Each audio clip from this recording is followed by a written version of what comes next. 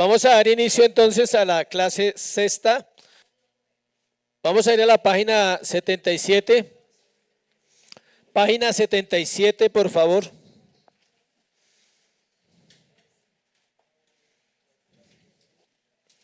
Vamos a hablar de la importancia del reino hoy en esta clase corta. Y dentro de 8 días vamos a ampliar con ya textos bíblicos como las parábolas. Dentro de 8 días, toda la clase dentro de 8 días son parábolas. ¿Listo? 77.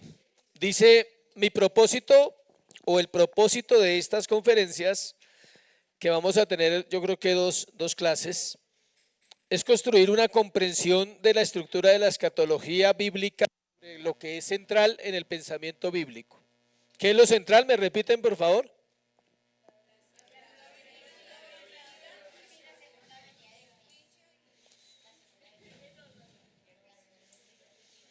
Dice el autor que en el dibujito que hay ahí en español, que la Biblia debería llamarse así, el libro de la venida del reino de Dios. Vamos a ver el concepto del reino, página 78, el concepto de que uno tenga del reino de Dios va a influir mucho en la vida del cristiano. De hecho, hay iglesias donde usted les habla de reino y ellos no entienden nada, no saben nada de qué está hablando, nunca les han predicado acerca del reino de Dios. La definición del reino, el reino, reinado o ámbito. Es importante esta parte, escuche. A veces tenemos el concepto que el reino es la iglesia y la iglesia no es el reino. La iglesia es un ámbito del reino, o sea, una parte donde el reino se manifiesta. El reino de Dios es principalmente la soberanía real de Dios, es decir, todo este universo está bajo ¿qué? El reino de Dios. ¿Por qué? Porque algunos creen que la iglesia está bajo el reino de Dios y el mundo no. O sea que el mundo estaría suelto y no tendría nada, no va a pasar nada con ellos, pueden hacer lo que quieran, no va a haber juicio. Si usted dice que el reino de Dios está solo en la iglesia, es falso. El reino de Dios gobierna todas las esferas de este mundo y de este universo. La iglesia es un ámbito donde se revela el reino de Dios a los creyentes para salvación. El mundo nunca entenderá qué es el reino, pero en el juicio van a entender que eran parte de un reino y que estaban por fuera de las ordenanzas, de los mandamientos del rey. Salmo 103, 19, vamos a leer ese verso, Salmo 103, 19.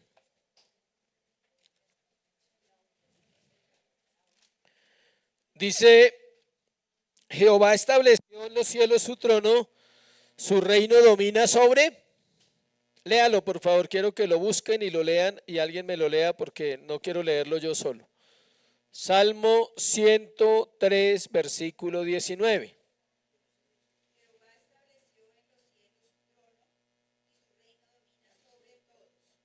Dice que la palabra que se usa allí para reino es soberanía. Entonces se podría leer, Jehová estableció en los cielos, ¿qué? Su trono y su soberanía domina sobre todos. Reino es ¿qué? Soberanía. Todos estamos bajo la soberanía de Dios, entonces todos estamos bajo el reino de Dios. Salvos y no salvos, ángeles caídos, ángeles santos, todos estamos bajo la soberanía de Dios. Otros textos que también confirman esa verdad es el Salmo 145, 11, 13. Alguien que me ayude con ese salmo, por favor. Salmo 145, 11, 13. La gloria de tu reino digan y hablen de tu poder, para hacer saber a los hijos de los hombres sus poderosos hechos y la gloria de la magnificencia de tu reino. Tu reino es reino de todos los siglos y tu señorío en todas las generaciones. ¿Se ve? Nosotros no leemos esos versículos de reino en el Antiguo Testamento, sino siempre nos vamos al Nuevo.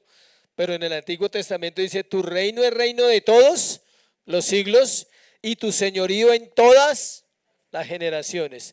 Todos los seres humanos han pasado por el reino de Dios y hacen parte del reino de Dios y están en el reino de Dios, unos para salvación, otros para condenación. Mateo 3:2, ¿quién lo lee?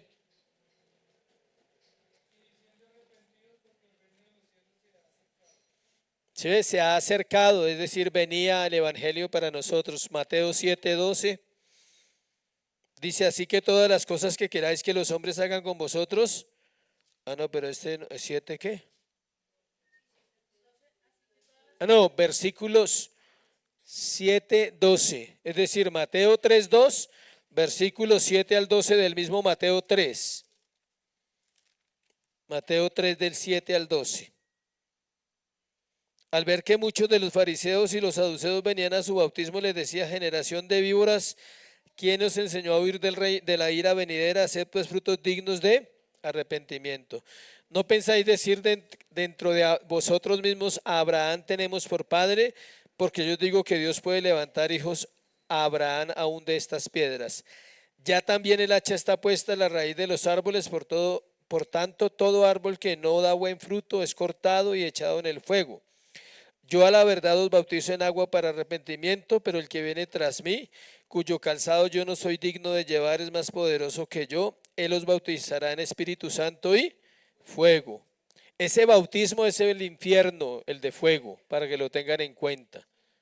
Bueno, de eso hablamos alguna vez. Ahorita pues, llega a la memoria ese bautismo de fuego.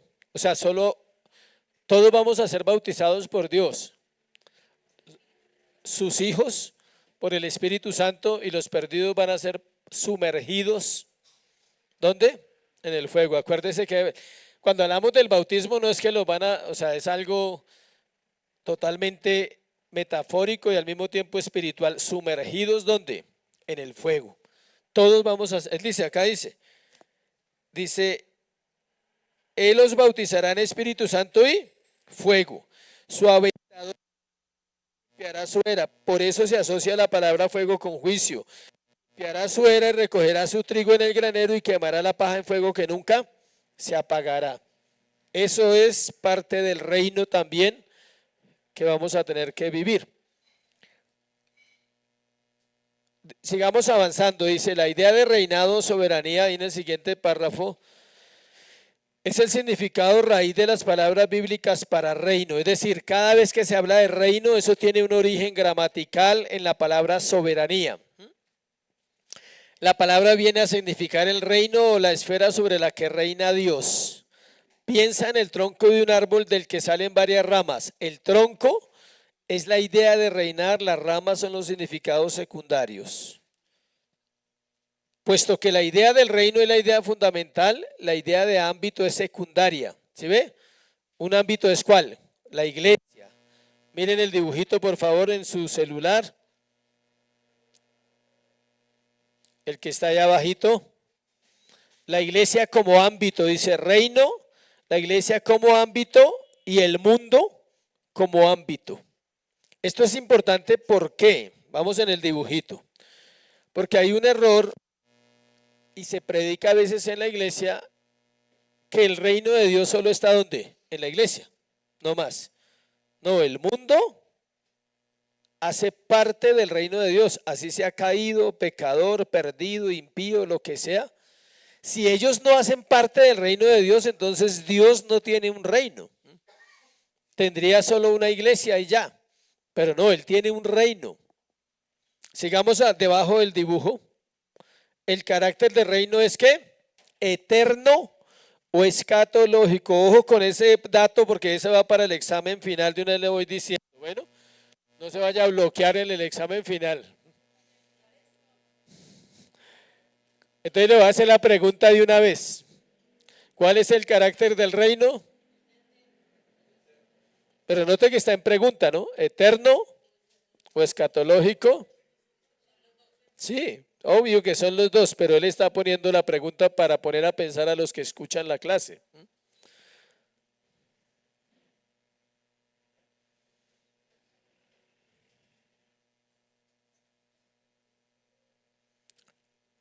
Entonces las respuestas son ¿qué? Juntas. Claro. Vamos a mirar el reino de Dios eterno entonces primero. Antes de leer, responda a la pregunta, ¿por qué el reino, según usted, por qué el reino de Dios es eterno? ¿Sí?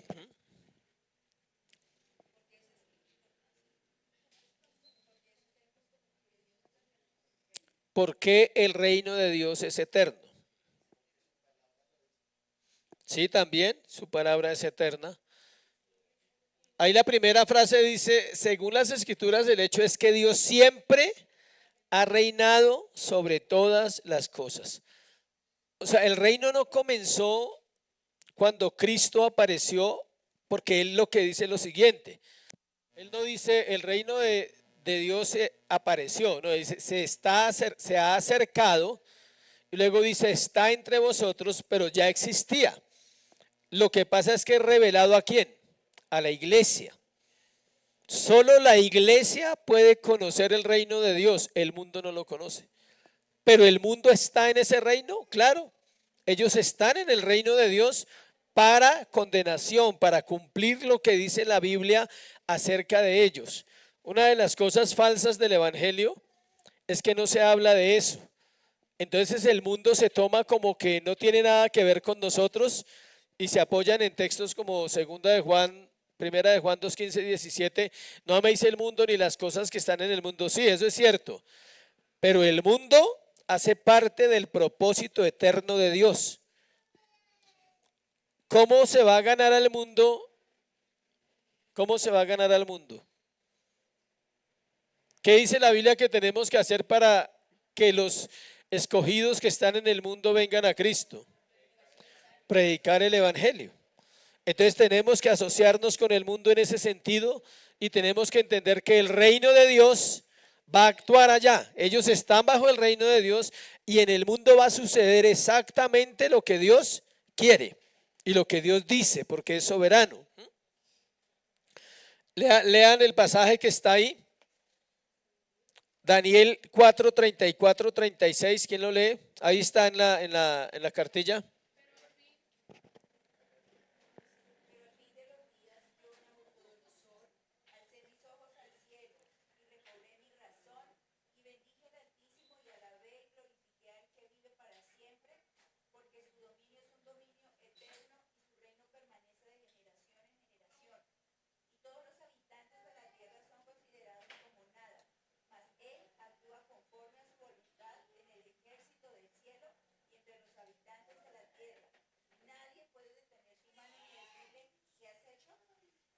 O sea, ese es uno de los versículos más claros de la soberanía de Dios, ¿sí ve? Todos los habitantes de la tierra, o sea, no una parte, no dice que la iglesia, no dice que los cristianos, no dice que los de la Biblia, todos los habitantes de la tierra están bajo ese reinado. Este reinado eterno, soberanía de Dios, implica al menos 4 cosas, ahí están numeradas. Primero, Dios siempre ha poseído el derecho real a la lealtad de todas sus criaturas, es decir, Él es el único digno de adoración. Dios como creador soberano siempre ha poseído la omnipotencia para mantener tales derechos, es decir, el mundo funciona exactamente hoy como Dios quiere que el mundo funcione. ¿En qué nos ayuda estas doctrinas o este entendimiento de estas verdades? En que usted deje de sufrir por lo que no tiene que sufrir. O sea, el cristiano quiere sufrir por los pobres, los niños de África, los abusadores, los asesinos. No, el mundo está exactamente donde Dios quiere que esté. Y lo que el mundo y la tierra vive hoy es solamente el designio soberano de ¿quién? Del Señor. En vez de usted preocuparse por esas cosas, debería preocuparse por conocer a Dios y su palabra. Y eso le da una tranquilidad impresionante en un mundo perverso y caído, pero que no lo puede gobernar a usted porque usted está en el ámbito del reino, que es ¿quién? La iglesia. Tercero, Dios siempre ha mantenido estos derechos en el cielo, el trono del universo. O sea, Él está sentado en su trono. Cuarto, Dios siempre ha ejercido una providencia real sobre todas las cosas para que todo ocurra a través y de acuerdo con su propósito y decreto real. No sé si a usted le pasa, pero nuestra mente es muy finita, muy humana. Y es normal, obvio, somos humanos. Pero usted se preocupa por lo que no debe y no se preocupa por lo que debe porque somos humanos. A usted le duelen ciertas cosas que no deberían dolerle y no le duelen las que sí deberían dolerle. Hay cosas que debería dolernos, como el pecado personal, se debería dolernos, como el pecado de los hombres que ofende a Dios. Pero hay gente que le duele si hay guerra, si un país subió a la izquierda, si subió a la derecha, eso no compete a nosotros, ¿listo? Que el petróleo, que el dólar, ¿cierto? Pero eso no tiene nada que ver con la estabilidad de un reino que está sostenido ¿por quién? Por Dios. ¿Por qué las naciones siguen funcionando? Porque Dios quiere. El día que Él no quiera, las va a destruir a todas y ya. ¿Por qué Dios permite la maldad? Es la pregunta de los niños, ¿no? ¿Por qué Dios permite la maldad? La respuesta es sencilla. Para cumplir propósitos eternos. Para que el malo sea más malo, para juzgarlo más fuerte, más duro. Para que la gloria de Dios se manifieste en los impíos, en su ira y en su justicia, y para que la gracia y la misericordia se manifiesten en todos aquellos que han sido salvos. El reino de Dios es escatológico, entonces ya vimos que es eterno y el siguiente dibujito dice el reino eterno o escatológico, reino eterno de Dios, reino escatológico de Dios. Aquí vamos a llegar a una parte que ya hemos escuchado, el ya, pero todavía no. Aunque Dios siempre ha reinado en los sentidos expuestos, o sea, cuando dice los sentidos expuestos quiere decir Dios siempre ha reinado eternamente y escatológicamente. La doctrina de la escatología, ¿qué otro nombre se le puede dar? Exactamente. La de los últimos tiempos. Dice, el hecho del pecado y la derrota de las fuerzas del mal hacen necesaria la oración. La gente dice, ¿para qué oramos si Dios ya sabe todo y ya sabe lo que va a hacer? Porque Él dijo que oráramos y nos hace partícipes de esas cosas. Venga a nosotros tu reino. El reino de Dios es pues también la meta escatológica de la historia. Nuestra oración debe ser siempre basada en el Padre Nuestro. Venga a nosotros. ¿Por qué? Porque debemos anhelar que el plan de Dios eterno allá se cumpla acá y se cumpla mañana allá. ¿Sí? ¿Sí me estoy explicando? El propósito eterno comenzó allá, no en el pasado. Cuando usted ya empieza a entender la eternidad, no hay pasado, porque es eternidad. Comenzó en la eternidad su propósito. El decreto de Dios en el plan intratrinitario comenzó allá, está presente acá en nosotros, pero debemos orar, Señor, venga tu reino. Es como decirle que se termine todo y podamos ver ¿qué? Tu gloria en todo su esplendor. Pregunta, ¿nosotros podemos ver la gloria de Dios hoy? Claro. Acá está la gloria de Dios revelada en nosotros, en conversiones, en la restauración, en la salvación, en la adopción. Eso es la gloria de Dios. No necesita temblar para entenderlo. Pero no se ha consumado totalmente. Dice, el reino de Dios es pues también la meta escatológica de la historia. Alguien que lea Daniel 2:44 y Zacarías 14:9, y no simplemente una realidad siempre presente, ¿sí ve? Usted tiene que aprender a vivir en su mente acá, pero allá.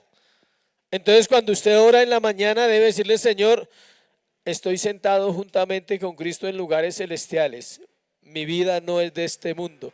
Es como una película en diferido, sin volverse loco ni nada, sino simplemente entendiendo la gracia, decir, Señor, yo sé que estoy acá, pero habito en tu presencia. Y eso le da a usted temor, le lleva a vivir una vida santa, le lleva a cuidarse del pecado, le lleva a examinar su corazón y decir, no soy tan santo aunque Dios me salvó, necesito seguir trabajando en mi santidad. ¿Quién lee Daniel 2:44?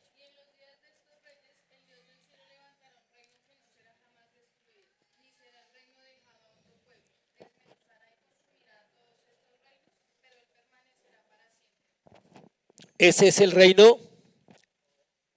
¿Cuál es ese reino?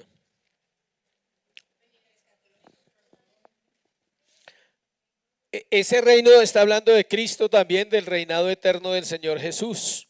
Y el otro, Zacarías 14:9.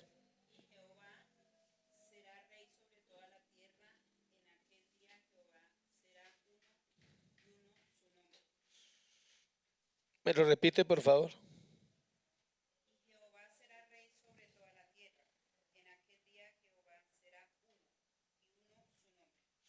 Eso es escatológico absolutamente. Porque en este momento, aunque el mundo es parte del reino, el mundo está bajo ¿quién? Bajo Satanás. Dios ha dado esa permisividad, ese tiempo para que el mundo sea así. Pero según Zacarías, en un tiempo que viene futuro, toda la tierra será ¿de quién? De Jehová. Note que dice que la tierra, no el cielo. Y ahí ya vamos a hablar más adelante de los nuevos cielos y la nueva tierra. Vamos a tener una clase, yo creo que la última, sobre ese punto. Nuevos cielos, nueva tierra. La llegada del reino. Ahí abajito del dibujo dice el reino, pasado o futuro. ¿Sí ve que hace la pregunta? ¿Pasado o futuro? Una vez más hay que hacer dos afirmaciones equilibradoras para poner de manifiesto la perspectiva bíblica sobre este asunto. La venida del reino es todavía futura y espera el regreso de Cristo en gloria. Al mismo tiempo, las escrituras dejan claro que la venida ya ha tenido lugar y que el reino está en una realidad ¿qué? Presente. Creo que eso ya lo tenemos claro. Vimos una materia sobre el reino presente. ¿O alguien tiene dudas sobre eso? ¿No? Para avanzar un poquito. El hecho de que el reino ha llegado es el hecho más sorprendente y la cuestión más debatida. ¿Cuándo llegó el reino? ¿O cuándo se manifestó el reino, mejor dicho? En la primera venida de Cristo. Sin embargo, las escrituras son claras en su enseñanza sobre este tema junto a la perspectiva de la futura venida del reino. El Nuevo Testamento enseña que el reino ha venido en Jesucristo. Las siguientes líneas de evidencia lo demuestran claramente y ahí está el siguiente dibujo. Pero ahí hay varias líneas. Dice, la derrota de Satanás significa la presencia del reino. ¿Dónde fue derrotado Satanás? Y ahí fue atado hasta que venga el Señor y es suelto al último tiempo, que eso ya lo vimos, pero lo vamos a volver a predicar para los que no estaban y para los que no se acuerdan, vamos a volver a hablar. Vamos a ver el milenio, pero vamos a usar el libro de Anthony Hoykema, no el de Sam Waldron, porque es más amplio en contenido. Y tengo otro libro de otro autor para complementarlo, donde vamos a profundizar un poquito más ese tema. No vamos a usar él habla acá de esa parte, pero esa ya la vimos en otra escuela. Entonces vamos a profundizar para todos el término de Apocalipsis 20, pero bajo otro, más luz, mejor dicho, más estudios sobre eso.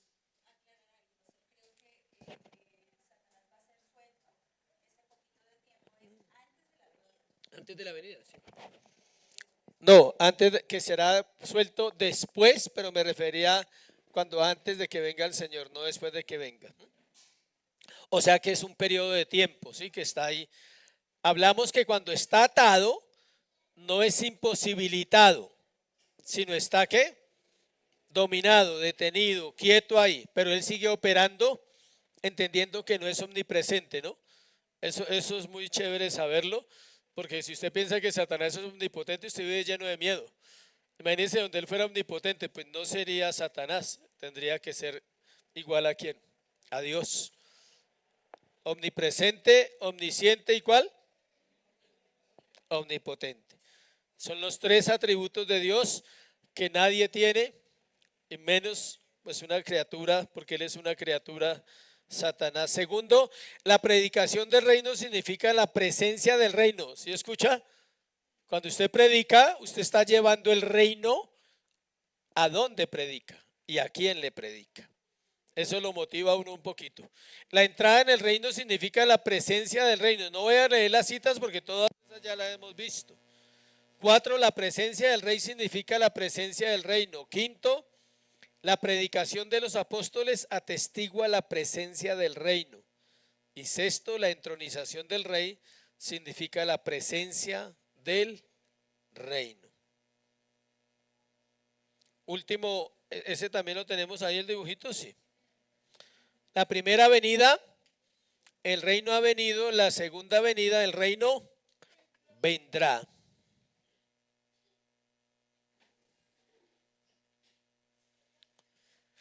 La mayoría de posturas equivocadas se fallan en esta parte. Algunos dicen, por ejemplo, los dispensacionalistas, para ellos el reino como tal se consuma en el milenio. Por eso en el dibujito había un paréntesis. Si usted mira el dibujo de los dispensacionalistas, ellos ponen la iglesia como un ¿qué? Paréntesis. Si no hizo el paréntesis, ya vaya pensando. Ahí decía paréntesis, la iglesia, edad de la iglesia. Para ellos la iglesia no está completa hasta que pasen los 1000 años de los judíos y todo eso. Grave. Sí, pero después del milenio, donde un poco de judíos van a ser el pueblo especial y todo eso, para ellos la iglesia es como una etapa paréntesis. Para nosotros esta es la única etapa. Esto se acaba y no hay más. Y si no viene el Señor, nosotros vamos a Él, al milenio, a la presencia del Señor. Entonces, sea como sea, para nosotros se cumple el milenio. Si Él viene, se cumple. Y si no viene, también. Porque vamos a estar pasando el milenio allá y aquí veremos a nuestros hermanos pasando el milenio hasta que nos reunamos los dos lados.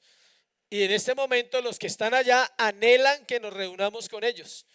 Ellos están diciendo, bueno, Señor, ya casi, ya pronto. Ellos están anhelando. ¿Por qué lo anhelan? ¿Porque están cansados? No, simplemente ellos saben que falta lo mejor, falta la etapa gloriosa. Algunos han propuesto una distinción entre el reino de Dios y el reino de los cielos. Sin embargo, no hay pruebas bíblicas para tal distinción, o sea que es lo mismo.